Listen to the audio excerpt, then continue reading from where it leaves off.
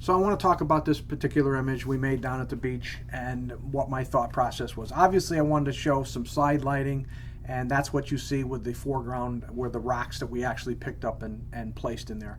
But before I get into that, we'll look at the foreground a little bit, where I've left a little separation as much as I could between that rock. That again gives me a sense of depth. The camera was at as high of a camera angle as I could get, which allowed the rocks for a more downward look, which again creates a little bit more dimension. But more importantly, what you're seeing is the side light, and I have an exploded view that shows you how the rocks are side lit. That in itself gives a dimension and a sense of depth, just like you would do if you were lighting a person's face. You want to have more light on one side as opposed to the other. That's Rembrandt lighting, portrait light, whatever you want to call it. It just gives a sense of dimension and depth.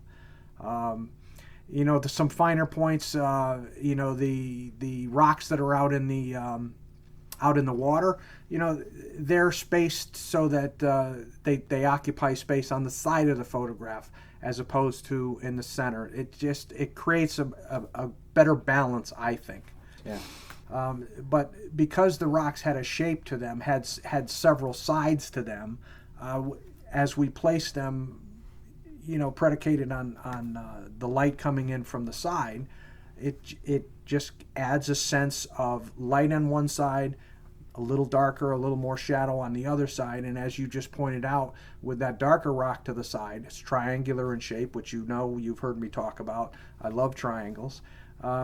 That because the light is skimming across that rock that is not completely flat, you get a further sense of interest, and it's a sense of depth, and that's very, very important to the way I create compositions. If you look at the majority of my photographs, there's a lot of texture to them.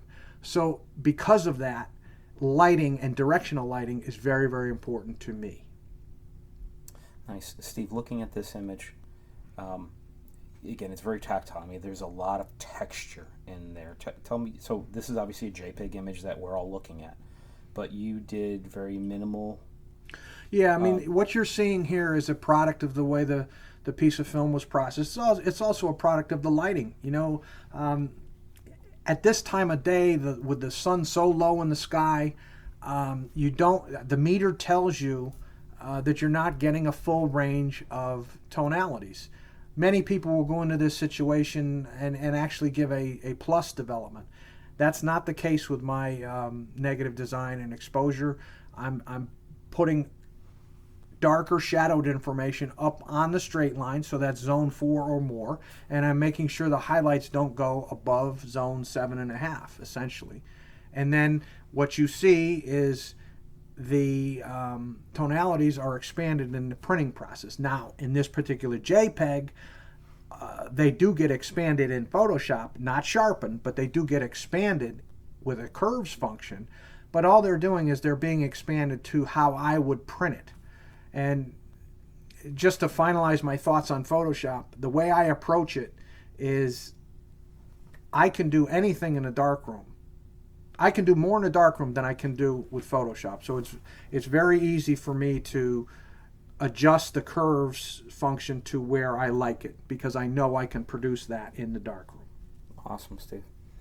I can't wait for your negative design video, because I want to learn how you get these razor sharp edges, and I'm really looking forward to that. So, well, that is a part of the next component, and the minimal agitation as well. Great. Can't wait for it. So we just came off in a location shot. We were down at the beach where the sun was just sitting on the horizon. The next thing we're going to do is we're going to go find a city scene where it's going to be a lot of high contrast that we have to tame with some street lights and city lights.